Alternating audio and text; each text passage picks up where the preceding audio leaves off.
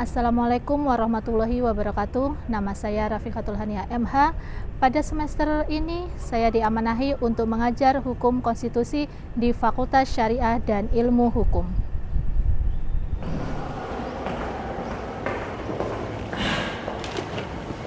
Bismillahirrahmanirrahim. Assalamualaikum warahmatullahi wabarakatuh.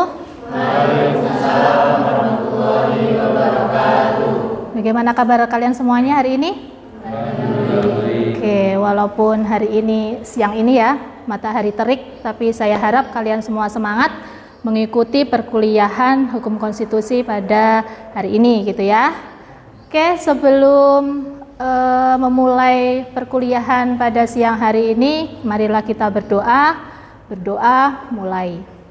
Bismillahirrahmanirrahim. Alhamdulillahi rabbil Islam dina wa bi Muhammadin nabiyyan wa rasulah. Rabbi zidni ilma warzuqni fahma waj'alni min ibadika sholihin. Amin. Semoga dengan kita semua berdoa memperlancar perkuliahan pada siang hari ini gitu ya. Oke, selanjutnya saya absen dulu ya.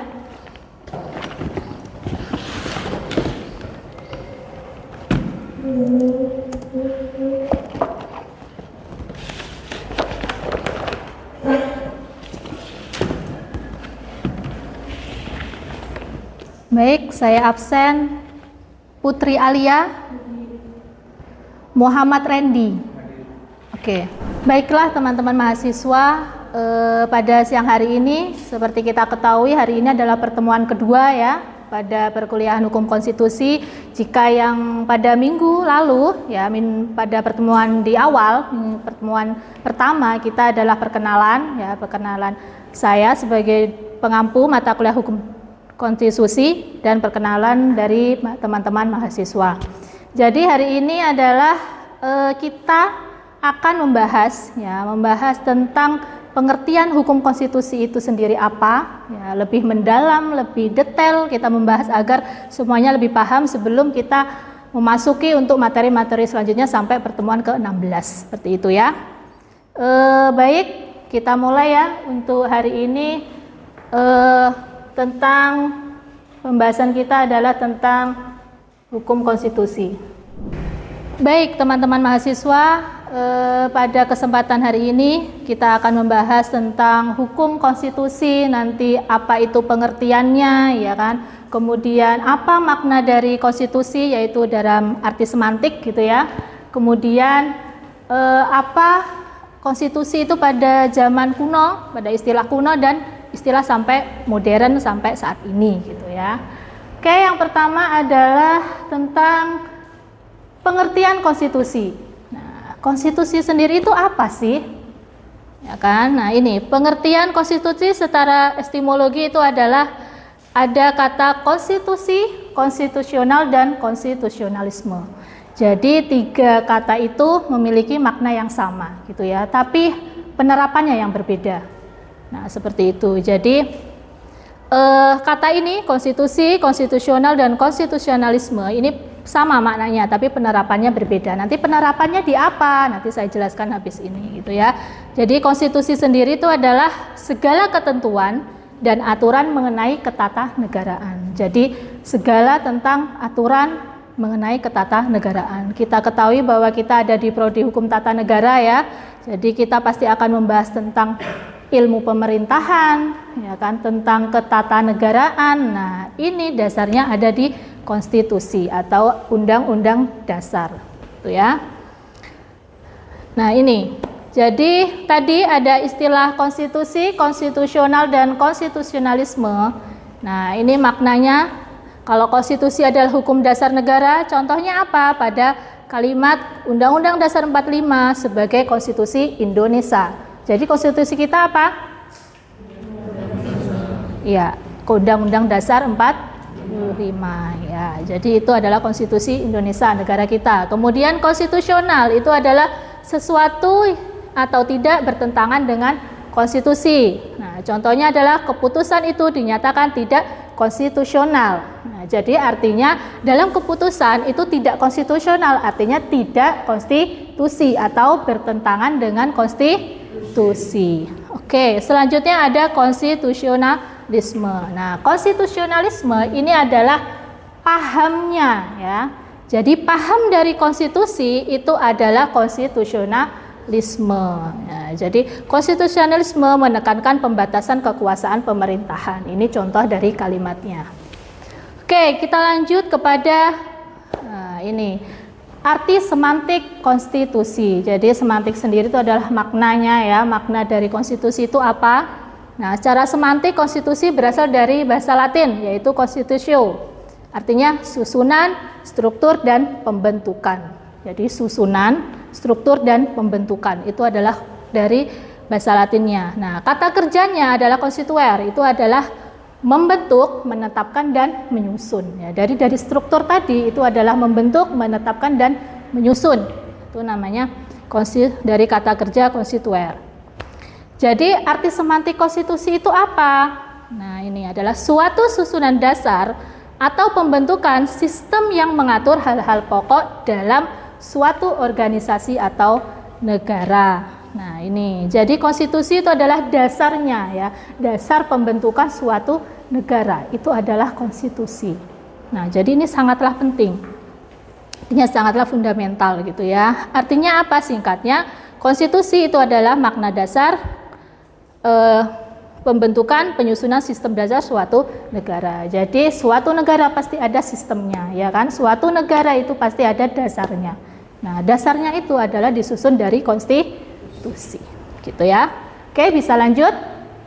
Oke, lanjut kepada pengertian konstitusi secara sosiologis, kemudian ada yuridis dan teoritis. Nah, jadi konstitusi sendiri itu ada 3 pengertian ya yang perlu kalian ketahui, ini paling penting juga dari sisi sosiologis, kemudian ada yuridis dan teoritis. Nah, dari segi sosiologis kita sudah jelas bahwa sosiologis itu bisa kita artikan sosial juga ya kan, sosial itu berarti kita bermasyarakat gitu kan. Nah, ini secara sosiologis konstitusi dapat dipahami sebagai refleksi dari kondisi sosial budaya dan nilai-nilai dalam kehidupan masyarakat. Jadi secara tidak langsung pada masyarakat ya, pada masyarakat kita sehari-hari itu ada konstitusi secara sosiologis. Contohnya apa? Ada nilai-nilai dari gotong royong, musyawarah dan toleransi. Ini tertuang pada prinsip Pancasila ya kan. Kalian Pancasila ada sila yang tentang musyawarah untuk mufakat. Nah, itu seperti itu ya. Kemudian selanjutnya yang kedua ada yuridis. Nah, yuridis kalian mahasiswa hukum pasti tahu ya, yuridis itu adalah terkait tentang hukum gitu.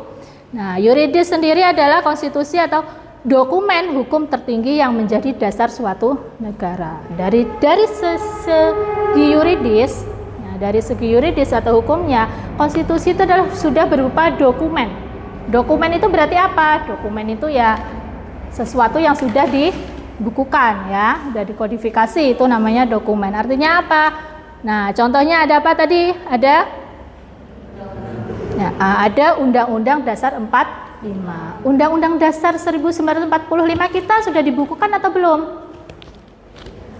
Sudah ya kan? Artinya dia adalah berupa dokumen gitu ya. Oke, yang selanjutnya adalah tentang secara teoritis. Nah, cara teoritis konstitusi adalah norma fundamental ya. Jadi secara teoritis adalah norma fundamental bagi terbentuknya suatu hukum. Ini juga paling penting. Tuh.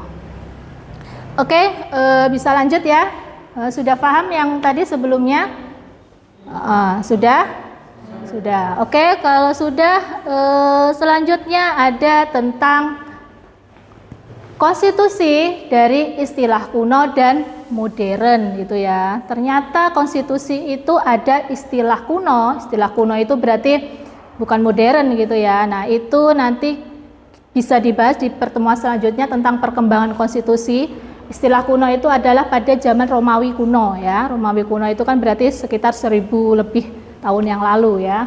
Nah, ini dari istilah kuno. Nah, istilah kuno itu konstitusi adalah kumpulan peraturan yang dibuat oleh kaisar. Nah, oleh kaisar, negarawan, atau adat kebiasaan. Kaisar itu bisa diartikan raja juga ya.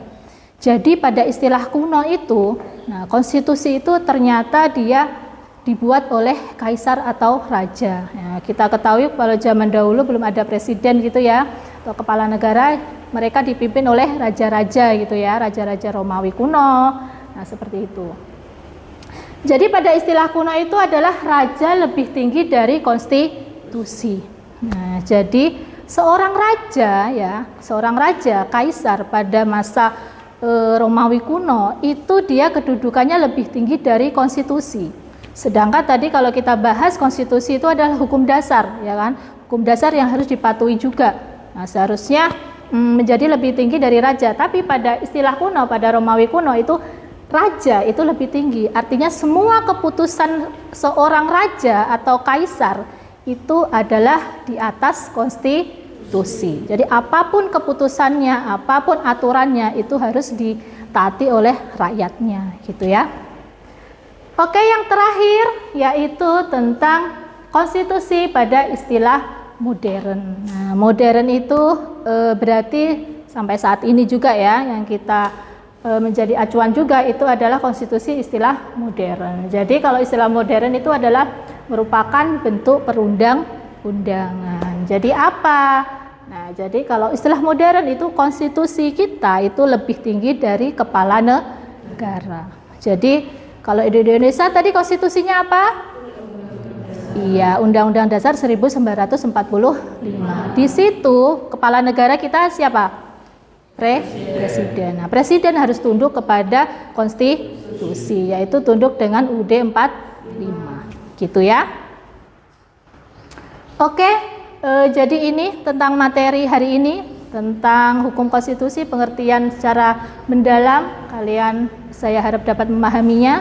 Oke, selanjutnya adalah sesi tanya jawab ya. Jadi siapa yang belum paham tentang terkait materi yang saya sampaikan, boleh ditanyakan. Oke, siapa yang mau bertanya? Oke, Mbak.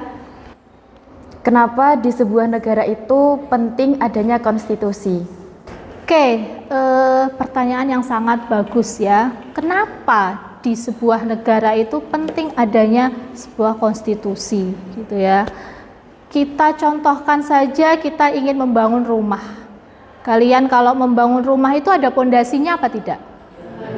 Kalau tidak ada pondasinya, rumah akan bagaimana? Akan apa? Pasti tidak kuat, pasti akan ambruk, ya kan, akan roboh, tidak lama dibangun akan roboh. Nah, itu sama halnya dengan konstitusi di sebuah negara, gitu ya. Jadi di sebuah negara jika tidak ada konstitusi, ya, artinya dia adalah pondasi hukum dasarnya, maka negara akan goyang, gitu ya. Negara akan goyah, mungkin akan semrawut gitu ya bahasa kita ya. Nah, seperti itu. Jadi perlu penting adanya konstitusi sebagai hukum dasar. Artinya apa? Ya ada undang-undangnya. Kita berbuat sesuatu itu ada undang-undangnya. Kalau kita tidak ada undang-undang, kita akan berbuat semena-mena juga gitu kan. Akan seenaknya gitu kan ya. Gitu. Sudah dapat dipahami? Oke. Sebelum saya tutup gitu ya. Tadi saya sudah menjelaskan pengertian dari konstitusi, sudah ada sesi tanya jawab. Saya harap pada pertemuan kali ini semuanya bisa memahaminya ya.